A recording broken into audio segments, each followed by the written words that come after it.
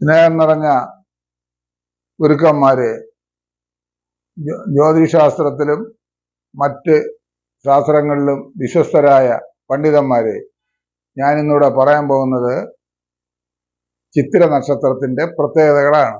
ഞാൻ മലയൻകീഴ് കെ പുരുഷോത്തമൻ ജ്യോത്സ്യൻ.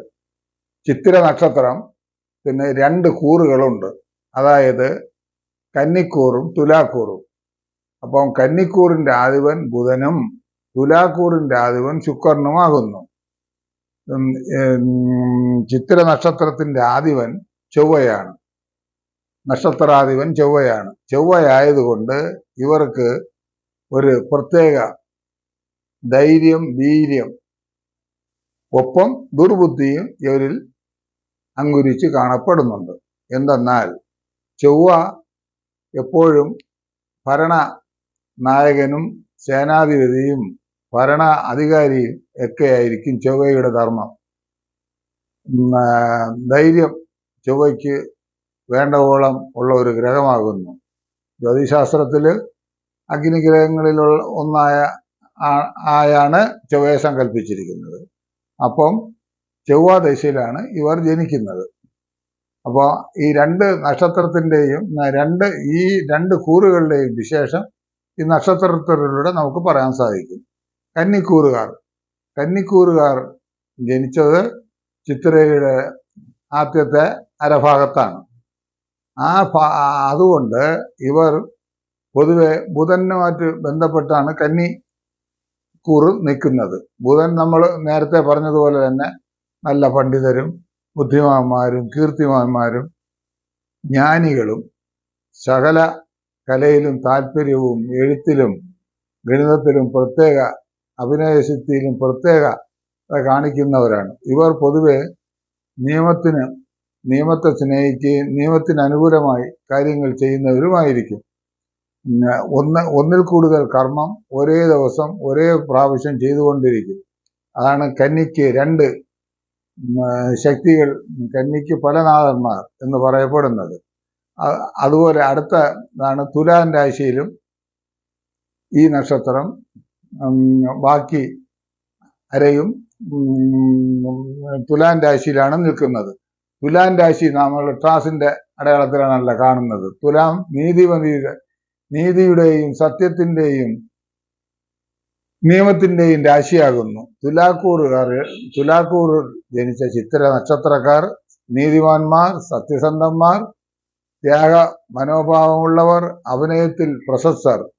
ഇവർക്ക് കച്ചവടത്തിലായിരിക്കും എപ്പോഴും പ്രിയം. അതുപോലെ തന്നെ നിയമങ്ങൾ കൈകാര്യം ചെയ്യാനും അധികാരികൾക്ക് നിയമം പറഞ്ഞു കൊടുക്കുവാനും ഒപ്പം തന്നെ നിയമം പഠിച്ച് വലിയ പ്രശസ്തരായി വരുവാനുമുള്ള യോഗമുള്ളവരാണ് ഇവർ. അപ്പോൾ ചിത്തിര നക്ഷത്രത്തിൽ നിന്ന് ഒരു പ്രത്യേകതകളുണ്ട്. ബുധന്റെ രാശിയും ശുക്രന്റെ രാശിയും രണ്ടും ഈ ചിത്തിര നക്ഷത്രത്തിന് ബന്ധപ്പെട്ട് നിൽക്കുന്നത് കൊണ്ട് ഇവർ പൊതുവെ കലാകാരന്മാരും കായിക അഭ്യാസികളും സൽസ്വഭാവികളും സമ്പന്നരും അഭിനയത്തിൽ പ്രശസ്തരും. പല സിനിമ ആക്ടേഴ്സിന്റെ ജാതകങ്ങൾ നോക്കിയിരുന്നാലും നമുക്ക് ഈ പ്രത്യേകത കാണാൻ സാധിക്കും. അതുകൊണ്ട് ഇവർ അഭിനയം, കല, അതുപോലെ ഭരണചക്രം തിരിക്കുന്നതിലും വളരെ പ്രശസ്തരായിരിക്കും. എന്തെന്നാൽ ചൊവ്വയുടെ ആ ബലം ഇവരിൽ ധാരാളമായി പ്രകടിപ്പിച്ച് കാണുന്നു. ബുധന്റെയും ശുക്രന്റെയും സാന്നിധ്യം ഇവരെ പണ്ഡിതന്മാരും ജ്യോതിഷ പണ്ഡിതന്മാരാക്കുന്നവരും ജ്യോതിഷത്തിൽ പ്രശസ്തരായ പലരും ചിത്തിര നക്ഷത്രത്തിലുണ്ട്. അതുപോലെ തന്നെ മറ്റ് ഗണിതശാസ്ത്രത്തിലും കണ്ടുപിടുത്തത്തിലും പിന്നെ ചക്രവർത്തിമാരിലും, അതായത് പണ്ട് ചക്രവർത്തി, ഇന്ന് ഭരണത്തിൽ ഇരിക്കുന്നവർ, MLA മുതൽ മന്ത്രി, അങ്ങനെയുള്ള വലിയ വലിയ നിലകളിൽ ഇരിക്കുന്നവരും മിക്കവാറും ചിത്തിര നക്ഷത്രത്തിലുള്ള പലരും അതിൽ നാം കണ്ടുവരാറുണ്ട്. ഇവർ എപ്പോഴും സത്യത്തിനും നീതിക്കും വേണ്ടി മാത്രം പൊരുതുന്നവരായിരിക്കും. പിന്നെ ഇവരിൽ കൂടുതലും വിദേശവാസം, വിദേശത്തു നിന്ന് ധനം ശേഖരിക്കാനുള്ള കമ്പനികൾ, ഫാക്ടറികൾ ഒക്കെ അവിടെ തുടങ്ങിയിട്ടുള്ളവരും ആയിരിക്കും. അതുപോലെ തന്നെ സന്താനങ്ങളെ കൊണ്ട് പ്രശസ്തിയും കീർത്തിയും ഇവർക്കുണ്ടാകും. അതുപോലെ കുടുംബജീവിതവും നന്നായിരിക്കും. തുലാം രാശി നല്ല നീതിമതിയായ ഭാര്യയെ ലഭിക്കുകയും, കന്നിരാശിയായതുകൊണ്ട് കുടുംബിനിയായ ഭാര്യയെ ലഭിക്കുകയും രണ്ട് രാശിയിൽപ്പെട്ടവർക്കും ലഭ്യമാകുന്നു. അതുപോലെ തന്നെ ഒരു സ്വന്തം പ്രയത്നത്താൽ രണ്ട് കൂറുകാരും ധാരാളം സാമ്പത്തികം ഉണ്ടാക്കുകയും അത് കുടുംബത്തിന് അനുകൂലമായി നല്ല കാര്യങ്ങൾ നടത്തുവാനും സന്താനങ്ങൾക്ക് വിവാഹം, ഉദ്യോഗം, ഇതിനൊക്കെ പഠിപ്പിപ്പ്, ഇതിനൊക്കെ അവർ ധാരാളം പൈസകൾ ചെലവാക്കി കുടുംബത്തെ സ്നേഹിച്ച് കൊണ്ടുവരും. ചൊവ്വ ദശയിലാണ് ഇവർ ജനിക്കുന്നത്. ചൊവ്വ 7 കൊല്ലമാണ് ആകെ ഉള്ളത്. ഓരോരുത്തർ ജനിക്കുന്നത് അനുസരിച്ച് ചൊവ്വയ്ക്ക് 1-ാം ഭാവത്തിലാണെങ്കിലും 2-ാം ഭാവത്തിലാണെങ്കിലും കുറഞ്ഞു വരും. അങ്ങനെ 3 കൊല്ലം, 5 കൊല്ലം, 6 കൊല്ലം ഇങ്ങനെ വരും. എന്നാലും നമുക്ക് ഒരു പൊതു കണക്കെടുത്താൽ 4 അരയോ എടുക്കാം.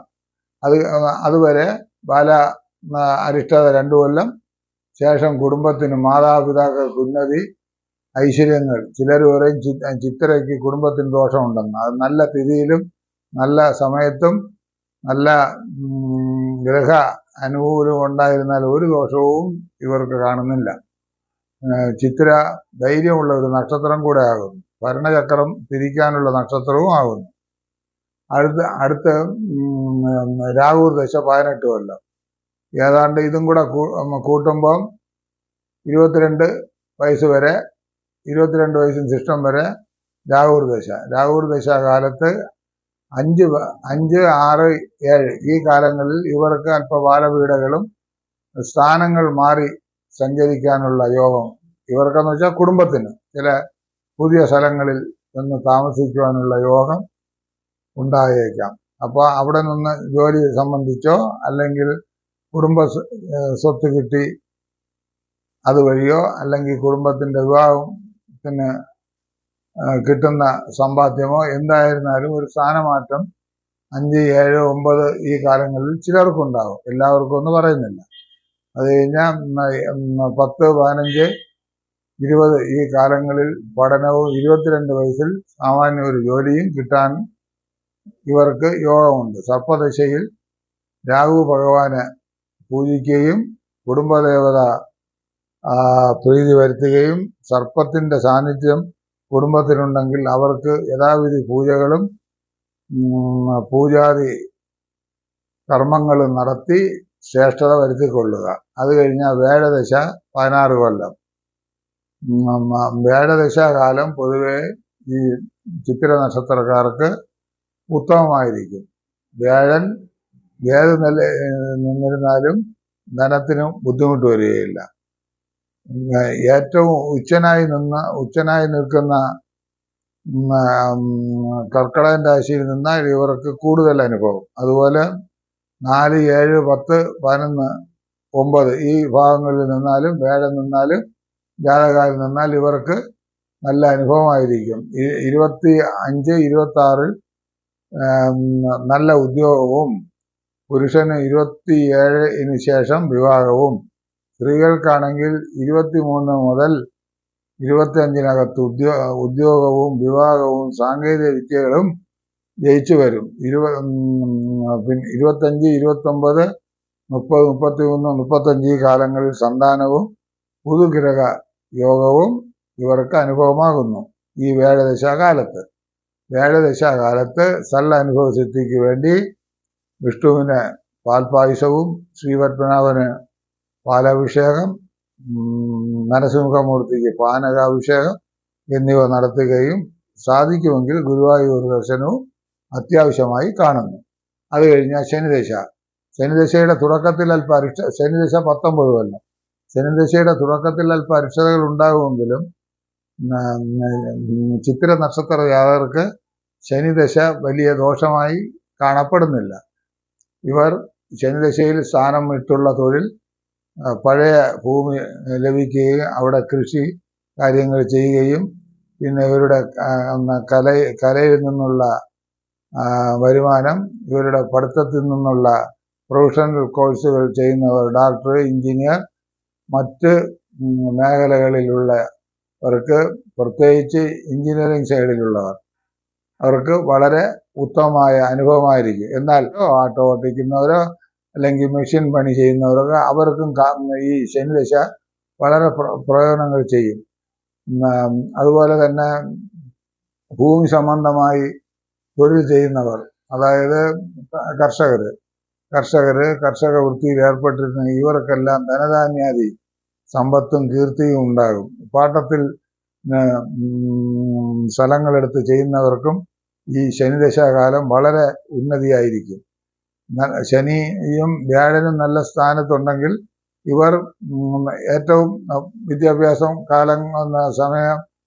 കാലങ്ങളിൽ വിദ്യാഭ്യാസം കിട്ടാത്തവരോ അന്ന് പഠിപ്പിക്കാൻ സാധിക്കാത്തവരോ ഒക്കെ ഉള്ളവരുണ്ടെങ്കിൽ, കൃഷിയിൽ താല്പര്യമുള്ളവർ, ജോലിയുള്ളവർക്കായാലും ശരി, പാട്ടത്തിനൊക്കെ സ്ഥലങ്ങളെടുത്ത് ചെയ്യുന്നത് നന്നായിരിക്കും. അങ്ങനെ ശനിദശയിലെ തുടക്കത്തിൽ അല്പ ശാരീരിക പീഡകളും അന്ത്യത്തിൽ അല്പ പീഡകളും ഉണ്ടാകും. അത് കഴിഞ്ഞാൽ ബുധദശ 17 കൊല്ലം. ബുധദശാകാലം പൊതുവെ തുടക്കത്തിൽ അല്പ നരമ്പ് സംബന്ധമായോ തൈറോയിഡോ തലവേദനയൊക്കെ ഉണ്ടാകുമെങ്കിലും പിന്നീട് അവർക്ക് ഐശ്വര്യങ്ങളും സന്താനങ്ങൾക്ക് വിവാഹാദി മംഗളകർമ്മം, അവർക്ക് ഉദ്യോഗ വിജയം, സൽകീർത്തി, ഭാഗ്യ ഐശ്വര്യങ്ങൾ, സുഖം, സന്തോഷം എന്നിവയെല്ലാം നൽകും. അത് കഴിഞ്ഞാൽ കേതുദശ 7 കൊല്ലം, പിന്നെ ശുക്രൻ 20 കൊല്ലം. ഇവയെല്ലാം ദൈവ അനുഗ്രഹത്താൽ ഉണ്ടാകട്ടെ എന്ന് ഞാൻ പ്രാർത്ഥിച്ചു കൊള്ളുന്നു. പിന്നെ പൊതുവെ ഇതെല്ലാം, ഈ ഫലങ്ങളെല്ലാം കുറച്ച് മുൻജന്മ ബലവും ഇപ്പോൾ നല്ല ഗ്രഹ ബലവുമാണെങ്കിൽ ഇവർക്ക് 100% അനുഭവിക്കും. ചിലപ്പോൾ നമുക്ക് ജാതകത്തിൽ സ്വല്പ ദുർബലത ഉണ്ടെങ്കിലും ഒരു ദശാകാലത്ത് ചിലപ്പോൾ അനുഭവിച്ചില്ലെങ്കിൽ അടുത്ത ദശയിൽ അനുഭവിക്കും. അതുകൊണ്ട് നമ്മൾ ധൈര്യമായി ഈശ്വരനോട് പ്രാർത്ഥിക്കുകയും ഇത് ചൊവ്വാദശയിൽ മുരുകന് പഞ്ചാമൃതാഭിഷേകം കൊടുക്കുകയും പൊതുവെ ഇവർക്ക് ചൊവ്വ ദശയെ പ്രീതിപ്പെടുത്തുവാൻ നക്ഷത്രാധിപനായതുകൊണ്ട് മുരുകപ്രീതി, ദേവിപ്രീതി എന്നിവ നടത്തുക. പിന്നെ സർപ്പദശ ആയതുകൊണ്ട് അടുത്ത സർപ്പദശ 18 കൊല്ലം സർപ്പപ്രീതി, പ്രധാനപ്പെട്ട സർപ്പ ക്ഷേത്രങ്ങളിൽ പോയി സർപ്പപ്രീതി വരുത്തണം. അടുത്ത് വ്യാഴദശയ്ക്ക് പ്രധാന വിഷ്ണു ക്ഷേത്രങ്ങളിൽ പോയി ദർശനം നടത്തി ദോഷങ്ങൾ പരിഹരിക്കണം. അത് കഴിഞ്ഞാൽ ശനിദശയ്ക്ക് അടുത്തുള്ള ക്ഷേത്രത്തിലായിരുന്നു ശാസ്താവിന് ശനിയാഴ്ച നീലാഞ്ജനം, മൃത്യുഞ്ജയാർച്ചന, ഇവയെല്ലാം മൃത്യുഞ്ജയാർച്ചന ആദി കർമ്മങ്ങൾ അടുത്തുള്ള ശിവക്ഷേത്രത്തിൽ നടത്തുകയും പിന്നെ അടുത്ത് വരുന്ന ബുധദശയ്ക്ക് ഹനുമാന് വടമാലയും കൃഷ്ണന് പാൽപായസം എന്നിവ നൽകുകയും അത് കഴിഞ്ഞ് വരുന്ന കേതുദശയ്ക്ക് ഗണപതി പ്രീതി വരുത്തുകയും ശുക്രദശയ്ക്ക് ഗണപതി പ്രീതിയും ശിവപ്രീതിയും വിഷ്ണുപ്രീതിയും നാഗർപ്രീതിയും നടത്തുകയും ചെയ്യേണ്ടത് ആവശ്യമാകുന്നു. ദൈവം നമുക്ക് ഒരു ദശ മോശമാണെങ്കിലും അടുത്ത ദശ നന്നായി തന്നെ തരും. അതിനുവേണ്ടി ഈശ്വര പ്രാർത്ഥന ഒരു ഗ്രഹത്തിന് മോശമാണെങ്കിൽ, അവതാരത്തിനോ ചിത്തിരത്തിനോ മോശമാണെങ്കിൽ അതിനുവേണ്ടി മുകളിൽ പറഞ്ഞ പൂജാ പ്രാർത്ഥനകൾ അത്യാവശ്യമാകുന്നു. ചിത്തിര നക്ഷത്രം, ചിത്തിര, അവിട്ടം, മകയിരം എന്നിവ സഹോദര നക്ഷത്രങ്ങളാണ്. ഇവർക്ക് ഭരണി, പൂരം, പൂരാടം, പൂയം, അവിട്ടം, അനിഴം, മകയിരം, ചിത്തിര, ഉത്രട്ടാതി എന്നീ നക്ഷത്രങ്ങളുമായി സ്ത്രീ പുരുഷ ഭേദമെന്ന് കല്യാണത്തിന് പാടുള്ളതല്ല. അത് ലജ്ജുദോഷം എന്ന് നമ്മൾ പറയപ്പെടും.